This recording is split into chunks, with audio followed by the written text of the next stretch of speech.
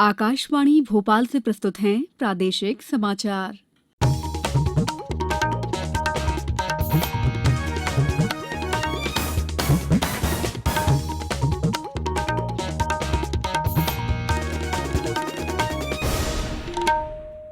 नमस्कार, समाचारों के साथ मैं दीपा सिंह।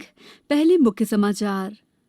प्रदेश में राशन से वंचित गरीबों को 1 सितंबर से मिलेगा 1 रुपए किलो गेहूं, चावल और नमक। सरकार ने दी राष्ट्रीय भर्ती एजेंसी के गठन को मंजूरी, उम्मीदवारों को मिलेगी अलग अलग परीक्षाओं से मुक्ति। प्रधानमंत्री कल करेंगे स्वच्छता सर्वेक्षण 2020 के नतीजों का ऐलान। इंदौर, भोपाल सहित प्रदेश के कई शहरों से है अच्छे प्रदर्शन की उम्मीद।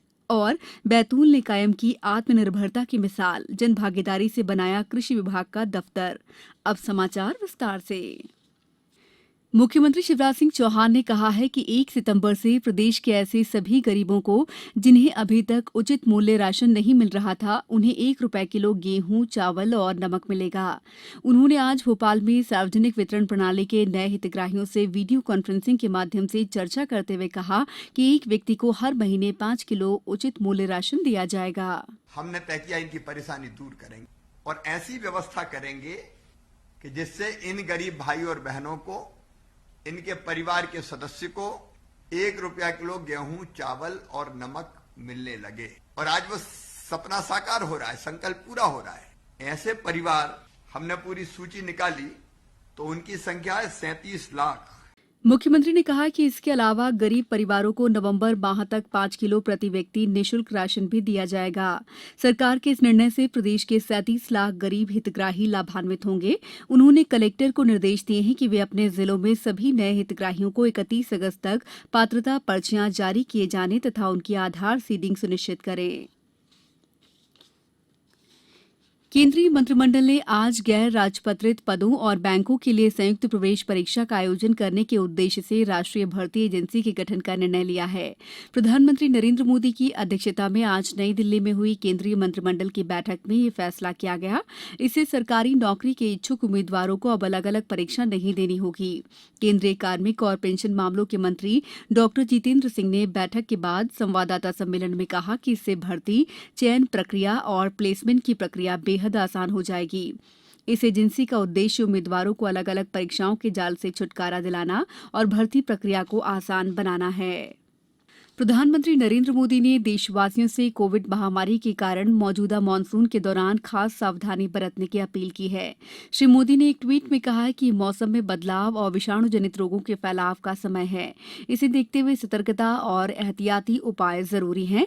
प्रधानमंत्री ने कहा कि सरकार स्थिति पर बारीकी से नजर रख रही है और प्रभावित लोगों का समुचित देखभाल कर रही है। जनजातीय मामलों के मंत्री अर्जुन मुंडा ने आज आदिवासी उत्पादों की बिक्री के लिए देश भर में वैन सेवा ट्राइब्स इंडिया ऑन व्हील्स की नई दिल्ली से शुरुआत की। श्री मुंडा ने वीडियो कॉन्फ्रेंसिंग के जरिए 31 शहरों में 57 वैन को हरी झंडी दिखाई। वैन सेवा अहमदाबाद, इलाहाबाद, बेंगलुरु, भोपाल, चेन्नई, कोयम्बटूर, दिल्ली, गुवाहाटी, हैदराबाद, जगदलपुर, खूंटी, मुंबई और रांची आदि शहरों में शुरू की गई।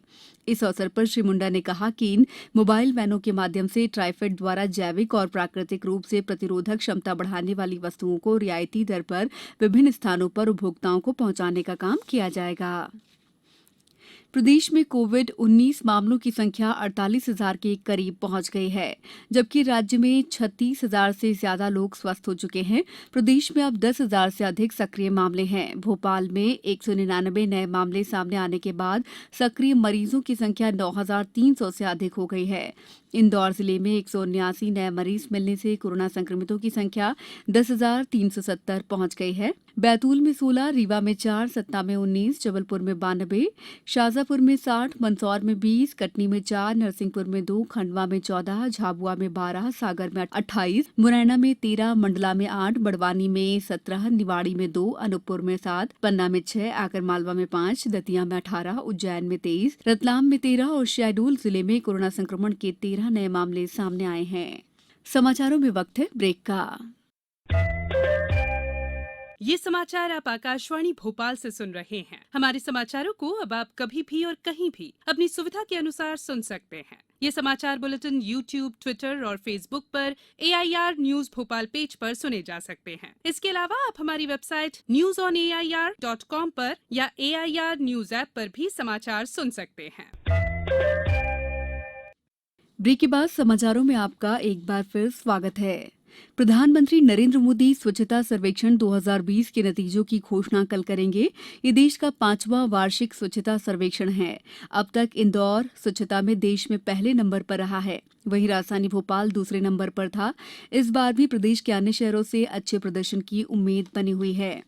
स्वच्छता महोत्सव नाम के इस कार्यक्रम में उल्लेखनीय निष्पादन करने वाले राज्यों और शहरों को 129 पुरस्कार दिए जाएंगे। प्रधानमंत्री स्वच्छ भारत मिशन शहरी के तहत चयनित लाभार्थियों से स्वच्छाग्राहियों और सफाई कर्मियों के साथ वीडियो कॉन्फ्रेंसिंग के जरिए बातचीत भी करेंगे। वे इस अवसर पर स्वच्छता सर्वेक्षण 2020 परिणाम डैशबोर्ड का शुभारंभ करेंगे। स्वच्छता सर्वेक्षण 2020 विश्व का सबसे बड़ा स्वच्छता सर्वेक्षण है। कहते हैं जहां चाह है वहां राह। ये साबित कर दिखाया है बैतूल जिले के उपसंचालक कृषि कार्यालय के स्टाफ, यहाँ के किसानों और आम लोगों ने। सभी ने परस्पर सहयोग से जन भागीदारी की ऐसी नजीर पेश की है जिसकी मिसाल अब तक देखने को नहीं मिली। पेश है हमारे बैतूल संवाददाता मयंक भार्गव की खबर पर एक रिपोर्ट। दरअसल बैतूल में उपसंचालक कृषि कार्यालय का अपना भवन नहीं होने के चलते किसानों को परेशानियों का सामना करना पड़ता था। यहां पदस्थ उप संचालक कृषि केपी भगत ने बताया कि यह कार्यालय अब तक रहवासी इलाके में किराए के छोटे से भवन में संचालित हो रहा था और जगह की कमी से परेशानियों का सामना करना पड़ता था। हमारा उप संचालक कृषि कार्यालय प्राइवेट बिल्डिंग में लग रहा है और बहुत छोटी जगह है, जिसके कारण हमारे कर्मचारियों को भी एवं हमारे किसान भाइयों को भी परेशानियों का सामना करना पड़ता था। तो मैंने देखा कि बैतूल जिला यानी एक कृषि प्रधान जिला है, तो क्यों न यानी हमारे जिला स्तर पे यानी कृषि का कार्यालय हो। ये भावना मेरे मन में आई तो मैंने अपने साथी कर्मचारियों एवं अधिकारियों को ये बात बताई। तो कर्मचारी साथियों ने बताया, साहब हमारे पास बस स्टैंड के पास में जगह तो है पर यानी भवन नहीं है, तो क्यों न वहाँ पे बनाया जाए। यानी आपदा को अवसर में बदलने और आत्मनिर्भर होने के संकल्प के साथ श्री भगत ने अधिकारियों कर्मचारियों से जन भागीदारी से विभागीय भवन बनाने के संबंध में चर्चा की और फिर क्या था, लोग जुड़ते गए, कारवां बनता गया। उसी का परिणाम है कि जन सहयोग से 30 लाख रुपए इकट्ठे हो गए और 15 अगस्त को लगभग 7,500 वर्ग फीट में बने उप संचालक कृषि कार्यालय के इस नए भवन का शुभारंभ भी हो गया।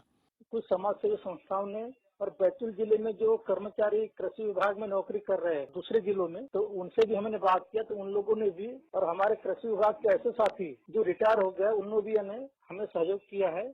और आज बैतूल जिले में उप संचालक कृषि का कार्यालय बड़ी लगभग 30 लाख की लागत से बनकर तैयार हो गया है। अब इस नवनिर्मित भवन में उप संचालक कृषि कार्यालय बैतूल के साथ साथ वरिष्ठ कृषि विकास अधिकारी कार्यालय, ASCO कार्यालय सहित आत्मा परियोजना के कार्यालय का संचालन भी होगा। प्रदेश भर के शासकीय कार्यालयों में कल सद्भावना दिवस मनाया जाएगा। केंद्र सरकार के युवा कार्यक्रम और खेल मंत्रालय के निर्देशानुसार राज्य सरकार द्वारा सभी अधिकारियों और कर्मचारियों को सद्भावना की शपथ दिलाई जाएगी। केंद्रीय इस्पात राज्य मंत्री फग्गन सिंह कुलस्ते से रायसेन में आदिवासी समाज के प्रतिनिधियों ने भेंट की। श्री कुलस्ते ने अधिकारियों को आदिवासी विकास योजनाओं का लाभ अधिक लोगों तक पहुंचाने के निर्देश दिए। साथ ही केंद्रीय मंत्री ने आदिवासियों को अनाधिकृत सूदखोरों के चुंगल से बचाने के लिए सख्त कार्रवाई करने सहित नए नियमों के तहत आदिवासियों को पट्टा वितरण की कार्रवाई करने के भी निर्देश दिए। अब कुछ समाचार संक्षेप में। प्रदेश के कई हिस्सों में बारिश का दौर जारी है। जबलपुर, रीवा, सागर, होशंगाबाद, ग्वालियर संभागों के अधिकांश जिलों में बारिश हुई। मौसम विभाग ने बंगाल की खाड़ी में कम दबाव का क्षेत्र बताया है। साथ ही अगले 24 घंटों में जबलपुर, सागर, हरदा, खंडवा, रतलाम सहित 11 जिलों में भारी बारिश की चेतावनी दी है।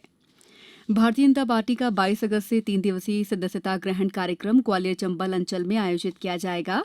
मध्य क्षेत्र विद्युत वितरण कंपनी भोपाल के गोविंदपुरा स्थित कॉल सेंटर के 27 प्रतिनिधियों के कोरोना संक्रमित होने के कारण आगामी आदेश तक बंद कर दिया गया है। होशंगाबाद जिले में जिला प्रशासन ने सार्वजनिक स्थलों पर गणेश प्रतिमाएं और ताजिया स्थापित करने पर प्रतिबंध लगाया है। बैतूल जिले में बिजली संबंधी शिकायतों के समाधान के लिए व्हाट्सएप नंबर यूपे ऐप का उपयोग कर सकते हैं। अंत में मुख्य समाचार एक बार फिर। प्रदेश में राशन से वंचित गरीबों को 1 सितंबर से मिलेगा 1 रुपए किलो गेहूं, चावल और नमक। सरकार ने दी राष्ट्रीय भर्ती एजेंसी के गठन को मंजूरी। उम्मीदवारों को मिलेगी अलग अलग परीक्षाओं से मुक्ति। प्रधानमंत्री कल करेंगे स्वच्छता सर्वेक्षण 2020 के नतीजों का ऐलान। इंदौर, भोपाल सहित प्रदेश के कई शहरों से है अच्छे प्रदर्शन की उम्मीद। और बैतूल ने कायम की आत्मनिर्भरता की मिसाल, जन भागीदारी से बनाया कृषि विभाग का दफ्तर। इस बुलेटिन में बस इतना ही। घर में रहिए, सुरक्षित रहिए और सुनते रहिए आकाशवाणी। नमस्कार।